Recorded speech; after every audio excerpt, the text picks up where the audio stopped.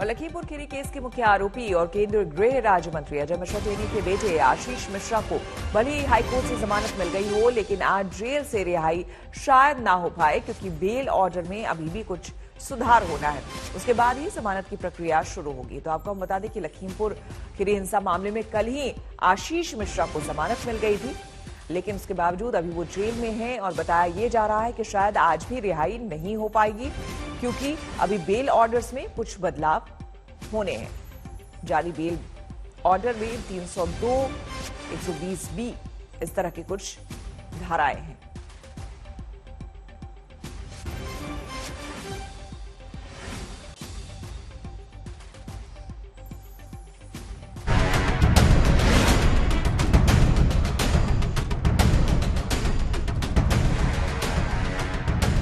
मैं घटना जहां पर हुई है वहां पर नहीं था। एक भी वीडियो अगर आप दिखा दें तो मैं मंत्री पद से इस्तीफा दे दूंगा। आप एक भी वीडियो दिखा दें मेरे पुत्र की उपस्थिति का वहां, तो मैं मंत्री पद से इस्तीफा दे दूंगा। 3 अक्टूबर को लखीमपुर में किसानों को थार से कुचलने के केस में जो बात गृह राज्य मंत्री कहते आ रहे थे, एक भी वीडियो अगर आप दिखा दें तो मैं मंत्री पद से इस्तीफा दे दूंगा। जो बात मुख्य आरोपी बेटा आशीष मिश्रा कहता आ रहा था, कि आप स्पॉट पर थे?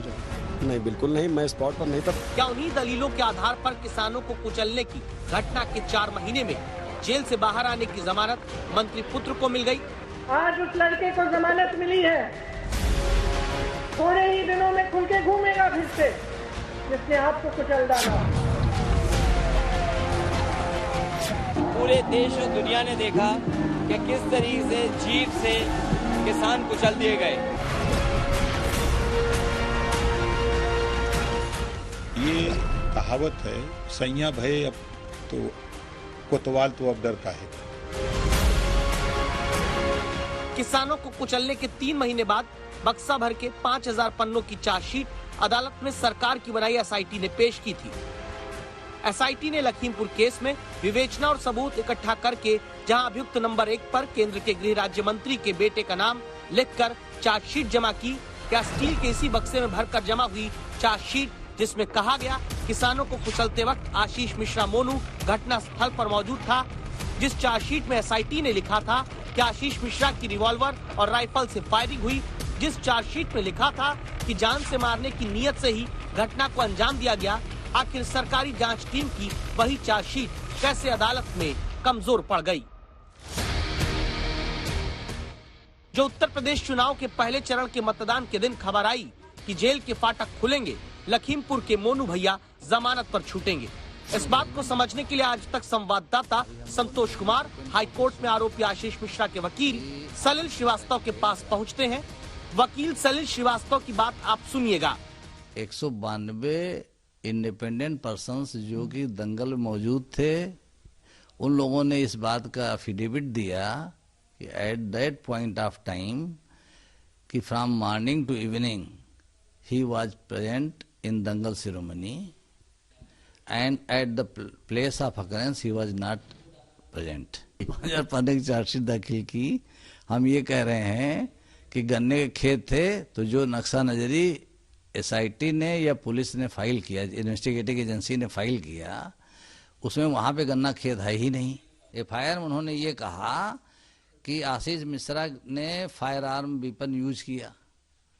तो जो फायर आर्म वेपन यूज किया गया, तो अगर ये मान भी लिया जाए तो जो 8 लोग मरे उसमें फायर आर्म वेपन की कोई चोट किसी 8 लोगों में से किसी को नहीं है।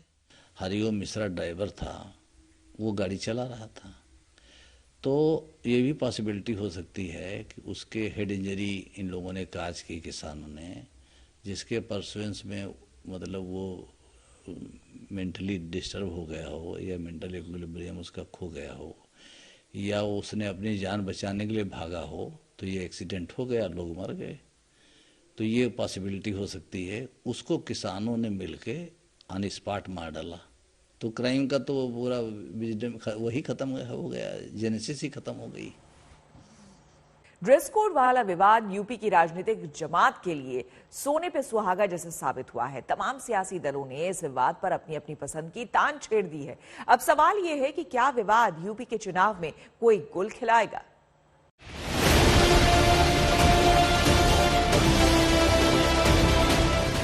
पहले से हिजाब पहन रही है, ये परसों नहीं पहना गया, अचानक आपको क्यों ख्याल आ गया भाई?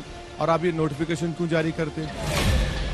उतारो अपना, आप कहाँ भी जहाँ भी हो, मुझे क्या अधिकार है आपको ये कहने का? नहीं है। कुछ लोगों ने इस तरह का प्रश्न उठाया और ये कभी पूरा नहीं होगा। भारत रहेगा, भारत पाकिस्तान नहीं। जैसे यूपी के चुनाव को इसी का इंतजार था, आज यूपी में पहले चरण का मतदान केंद्रों पर वोटों की लंबी कतार है। लेकिन ठीक एक दिन पहले हिजाब पर हिसाब किताब चल रहा था और इसमें सबसे ज्यादा शोले भड़क रहे थे प्रियंका गांधी के इस बयान पर।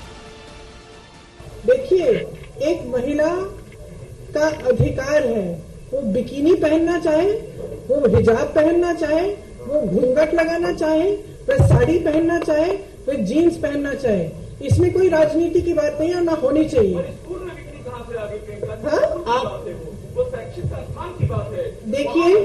देखिए, आप गोल करके कुछ भी कह सकते हैं। किसी का अधिकार नहीं है कि वो एक महिला को कहे कि तुम ये पहनो।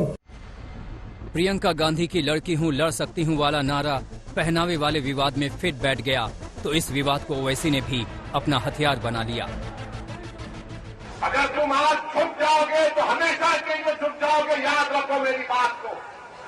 अगर आज तुम खड़े हो जाओगे थोड़ी देर के लिए, तुम सिर्फ थोड़ी देर के लिए खड़े हो जाओ, देखो ये जो लोग तुमको डरा रहे, जो समझ रहे कि हमारे सरों पर जो काले बादल मंडरा रहे, याद रखो ये बादल छटेंगे इंशाअल्लाह ताला। ये सूरज चमकेगा जो हमारे मुस्तकबिल का सूरज होगा। मगर याद रखो, भीख मांगने से बादल नहीं हटेंगे, भीख मांगने से बादल नहीं हटेंगे। लड़ेंगे जमहूरी तरीके से तो हक दिया जाएगा। बात मुस्लिम महिलाओं के हक से जुड़ी है, लेकिन उत्तर प्रदेश के चुनाव में हर पार्टी इस पर राजनीति करने को अपना हक मान चुकी है। अपने अपने एजेंडे के मुताबिक बयान दिए जा रहे हैं, बयानों में अपने अपने पसंदीदा शब्द गढ़े जा रहे हैं। ये भारत है, सर्वधर्म समभाव के आधार पर चलेगा, न कि इस्लामिक स्टेट भारत को बनाने की कोशिश करने वालों की मानसिकता हम पूरा नहीं होने देंगे। और इसीलिए विपक्ष में कल कुछ लोगों ने इस तरह का प्रश्न उठाया और ये कभी पूरा नहीं होगा। भारत रहेगा, भारत पाकिस्तान नहीं बनेगा। यूपी के चुनाव में मैच के आखिरी ओवर की तरह हिजाब पर शॉट्स खेले गए। आखिरी गेंद तक ज्यादा से ज्यादा रन बटोरने का पूरा प्रयास किया गया। ये लाजमी भी था क्योंकि पहले चरण का मतदान पश्चिमी उत्तर प्रदेश की 58 सीटों पर हो रहा है, जिसमें सबसे ज्यादा 27% मुस्लिम वोटर्स हैं। लेकिन सवाल है कि विवादों का ये हथियार कारगर भी रहा। आज पोलिंग बूथ पर पहुंचे वोटरों से हमने मुद्दों की पड़ताल की। घर का सारा काम निपट गया? हाँ। अच्छा, वोट करने आई हैं? किस मतलब क्या मुद्दे होंगे आपके? हमारे? हाँ। जो राजा बनो वही राजा बनेगा। जो राजा बना है वही राजा बनेगा। यहाँ की जनता किन मुद्दों पर वोटिंग के लिए पहुँच रही है, जरा उन लोगों से जान लेते हैं। सर, ज़हन में क्या मुद्दा है जिसको लेकर आप वोट डालने के लिए आए हैं? देश में शांति रहे और कानून व्यवस्था बनी रहे। शांति रहे, कानून व्यवस्था बनी रहे। थोड़ा अंदर की तरफ हम चलेंगे, आप जगह दीजिए। कुछ लोग यहाँ पर आप वोट डाल के आ रहे हैं। सर, थोड़ा आगे आइए प्लीज, अपनी स्याही का निशान दिखाइए। ये देखिए, ये अमित शाही का निशान, और यही लोकतंत्र की सबसे बड़ी ताकत है। कौन सा मुद्दा रहा जिसको दिल में रखकर आप वोटिंग के लिए पहुंचे हुए हैं यहाँ पर? सुरक्षा प्रथम। सुरक्षा प्रथम है। आप लोग बताइए, इस बार किस मुद्दे पे आप वोट कर रहे हैं? हम तो किसी मुद्दे पे नहीं कर रहे भाई। अच्छा, मुद्दे नहीं? वोट देनी है, हमें तो वोट देनी, बस वोट देनी है। आप लोग बताएं किस मुद्दा? रोजगार नहीं है, रोजगार न करने के लिए दूसरे राज्य में जाना पड़ता है। जनता के दिलो दिमाग में क्या चल रहा है, ये पता करना आसान बात नहीं। ये तो पब्लिक ही जाने कि वो किन मुद्दों से किनारे कर जाएगी और किन मुद्दों को जनादेश का आधार बना लेगी। लेकिन हिजाब वाले विवाद के तंदूर में आग इतनी जल्दी खत्म नहीं होने वाली। अभी तो ये पहला दौर है, ये लड़ाई तो अभी शुरू ही हुई है। मुजफ्फरनगर से चित्रा त्रिपाठी के साथ कुमार अभिषेक, कैराना आज तक। कर्नाटक से शुरू हुआ हिजाब विवाद सारे देश में फैल गया है। देश भर में प्रदर्शन हो रहे हैं। यूपी के जौनपुर में उडुपी जैसा मामला सामने आया है। एक छात्रा ने दावा किया है कि उसे हिजाब पहनने की वजह से क्लास से निकाल दिया गया। इस बीच कल कर्नाटक हाईकोर्ट ने फैसला आने तक स्कूल कॉलेज में धार्मिक कपड़े पहनने पर रोक लगा दी है। कोर्ट इस मामले में अगली सुनवाई सोमवार को करेगा। क्या पहनेंगे क्या नहीं पहनेंगे ये कोई तय नहीं करेगा, कोई सरकार तय नहीं करेगा हम क्या पहनेंगे। जो हमारा लड़की को क्या पढ़ना चाहिए वो लड़के डिसाइड करेंगे, न कि देश का प्रधानमंत्री और शिक्षा मंत्री को डिसाइड। यहाँ पर जो स्टूडेंट्स आए हैं प्रोटेस्ट करने के लिए उनको बस में डालकर इन लोगों को यहाँ पर डिटेन कर लिया गया है।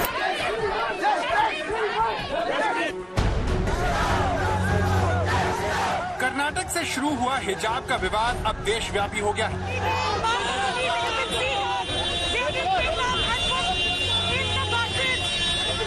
हिजाब के समर्थन और विरोध में खुलकर प्रदर्शन हो रहे हैं।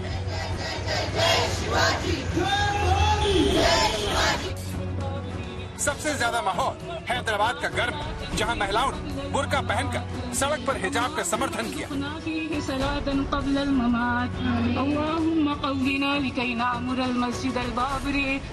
हैदराबाद में महिलाएं अगर प्रार्थना कर रही हैं, तो हिजाब के समर्थन छात्र नारेबाजी करते हुए पूरे शहर में दिखाई देते हैं। हिजाब हमारा, हिजाब हमारा, छीन के लेंगे हमारा। कर्नाटक में हिजाब बैन के विरोध में हैदराबाद के कॉलेजों में प्रदर्शन की झड़ी लग गई।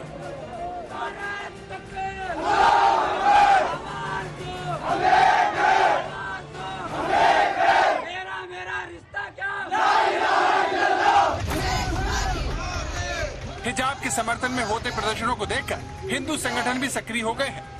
आपके सामने पुणे की तस्वीर है, जहां पर केसरिया साड़ी पहनकर महिलाओं ने यात्रा निकाली।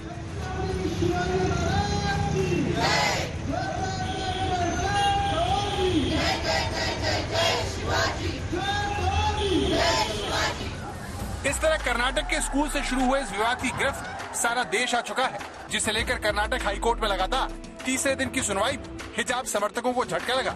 हाईकोर्ट के चीफ जस्टिस की अध्यक्षता में 3 जजों वाली बड़ी बेंच ने कहा, हम जल्द से जल्द फैसला सुनाएंगे, लेकिन शांति होना जरूरी है। अदालत इस मामले में सोमवार को अगली सुनवाई करेगी। हम देखेंगे कि हिजाब पहनना मौलिक अधिकार है या नहीं। इस मामले में फैसला आने तक शिक्षण संस्थान खोले जा सकते हैं, लेकिन फैसला आने तक स्कूल कॉलेजों में धार्मिक ड्रेस पहनने पर रोक रहेगी। Karnataka high court has heard the matter and they have passed an order that they are going to hear the case day by day and day to day basis, and they have appealed all the stakeholders not to precipitate the matter, and they have said that all the schools can open, colleges can open, but no religious dress code should be followed from both the sides, not one side, from both the sides. And I think the High Court 3-member bench has shown its intent to have a peaceful atmosphere to do the proceedings and give a... high court ने भले ही इस विवाद को कुछ दिनों के लिए टाल दिया, लेकिन ये विवाद नए नए शहरों में फैलता जा रहा है। उत्तर प्रदेश के जौनपुर में हिजाब मुद्दे की आंख पहुंच गई और दावा है कि जिले के तिलकधारी महाविद्यालय में हिजाब पहनकर आने पर एक प्रोफेसर ने एक छात्रा को क्लास से बाहर निकाल दिया। उन्होंने कहा इस टाइम जो कर्नाटक में हो रहा है गर्ल्स मुस्लिम महिलाओं के साथ बहुत अच्छा हो रहा है, उस तरह का नियम अपने यूपी में भी लागू होना चाहिए। हमने कहा सर ऐसा क्यों? उन्होंने कहा कि अपने टीडी कॉलेज में भी ऐसा नियम लागू होना चाहिए। उन्होंने कहा ज्यादा बकवास मत करो और तुरंत उन्होंने मेरा अपमान किया और उन्होंने कहा हिजाब लगाने वाली लड़कियों का अधिकार नहीं है क्लास करने का। जरीना बीए फाइनल ईयर की छात्रा है, जिसके इस आरोप के बाद कॉलेज प्रशासन जांच का भरोसा दे रहा है।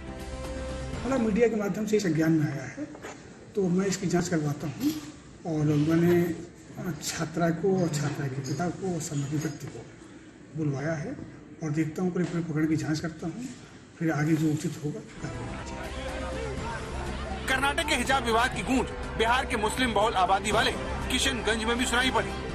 हिजाब के समर्थन में मुस्लिम छात्राओं ने शहर में जुलूस निकाला, नारेबाजी की।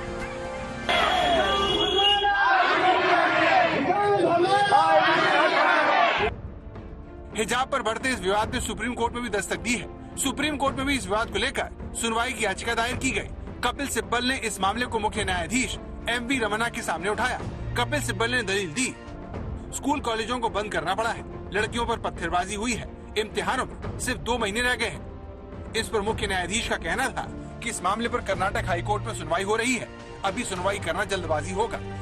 कपिल सिब्बल का तर्क था कि ये विवाद पूरे देश में तेजी से फैल रहा है, इसीलिए इस पर फौरन सुनवाई करने की जरूरत है।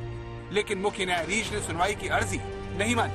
देश की सबसे बड़ी अदालत ने हाईकोर्ट के फैसले का इंतजार करना जरूरी समझा। लेकिन लगता है इस मुद्दे पर विरोधियों और समर्थकों को इंतजार करना गवारा नहीं है। आज तक ब्यूरो। हिजाब विवाद को हर कोई अपने हिसाब से पढ़ने की कोशिश कर रहा है। इस बीच अब यूपी में हिजाब का मामला तूल पकड़ रहा है। हर कोई इस पर खुलकर बोल रहा है, सिवाय अखिलेश के। अगर वो मुस्कान नहीं होती, अगर लक्ष्मी होती, तब भी मैं तारीफ करता हूँ। किसी का अधिकार नहीं है कि वो एक महिला को कहे कि तुम ये पहनो। उत्तर प्रदेश के चुनाव में हिजाब पर हर पार्टी का अपना अपना हिसाब किताब है।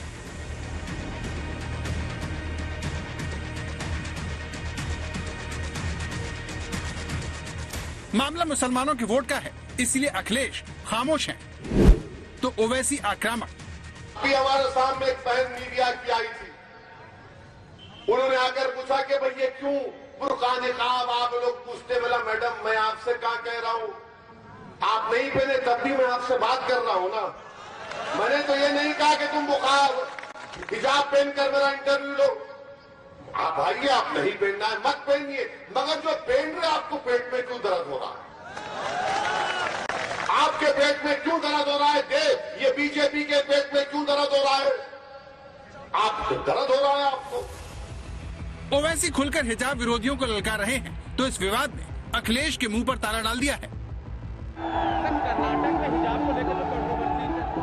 जैसे ही अखिलेश से सवाल पूछा जाता है, मुसलमानों के वोटों के सहारे बीजेपी को हराने का मंसूबा देखने वाले अखिलेश के चेहरे के रंग उड़ जाते हैं, चेहरा गंभीर हो जाता है और सवाल पूछने वाले के सामने मुंह ऐसे हिलाते हैं कि क्या पूछ रहे हो।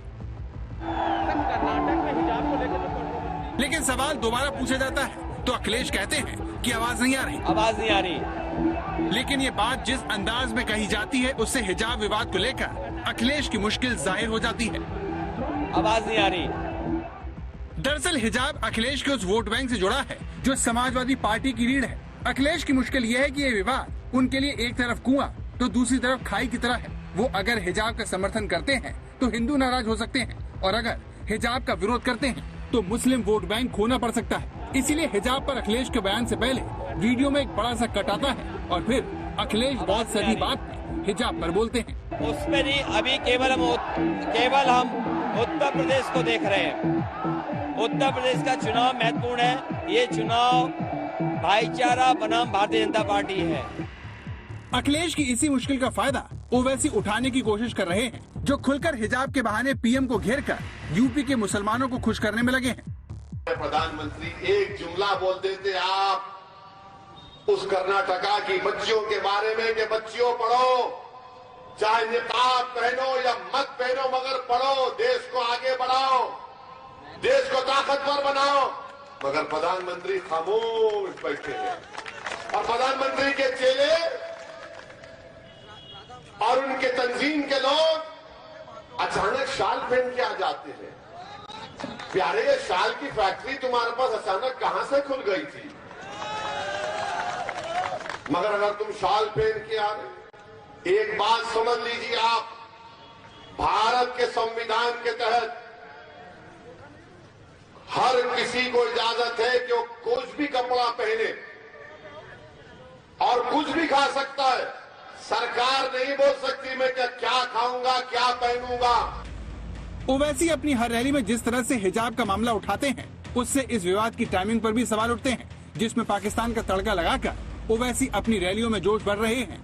हम पाकिस्तान के लोगों से कहेंगे इधर मत देखो, उधर ही देखो। तुमको तुम्हारे पास बलूचियों का प्रॉब्लम, तुम्हारे पास क्या क्या झगड़े, तुम उसको देखो। ये देश मेरा, तुम्हारा नहीं, हमारे घर का मामला। आप इसमें अपनी टांग या अपनी नाक मत अड़ाओ, जख्मी हो जाएंगी तुम्हारी टांग और नाक। ये सारा विवाद कर्नाटक के उडुपी के एक कॉलेज से भड़का, जहां हिजाब पर प्रतिबंध के खिलाफ छात्राओं ने प्रदर्शन शुरू किया। कॉलेज ने कहा कि उसने छात्राओं को परिसर में हिजाब पहनने से नहीं रोका, बल्कि केवल क्लासरूम में हिजाब उतार कर आने को कहा है। लेकिन प्रदर्शन कर रही छात्राओं की मांग है कि उन्हें कक्षा के अंदर भी हिजाब पहनने दिया जाए। लेकिन कर्नाटक के स्कूल से ये विवाद तेजी से निकलकर यूपी के चुनाव में दाखिल हो गया, जिसके शोर के बीच पीएम ने मुस्लिम बेटियों पर बयान दिया। मुस्लिम बहन बेटियां हमारी इस साफ नियत को भली भांति समझती है। हमने मुस्लिम बहनों को 3 तलाक के जुल्म से मुक्ति दिलाई है। लेकिन साथियों, जब मुस्लिम बहन बेटियों का समर्थन खुलेआम भाजपा को मिलने लगा,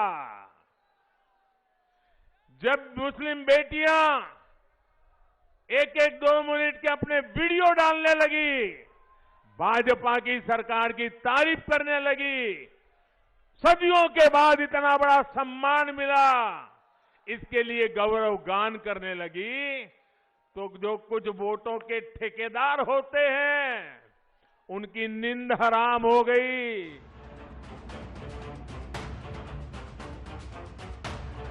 हिजाब के समर्थन करने वाले इसे मुस्लिम महिलाओं के हक से जोड़ते हैं, लेकिन उत्तर प्रदेश के चुनाव में हर पार्टी इस पर अपने अपने हिसाब से बैटिंग करती है। देखिए, एक महिला का अधिकार है, वो बिकिनी पहनना चाहे, वो हिजाब पहनना चाहे, वो घूंघट लगाना चाहे, वो साड़ी पहनना चाहे, वो जीन्स पहनना चाहे। इसमें कोई राजनीति की बात नहीं है, ना होनी चाहिए।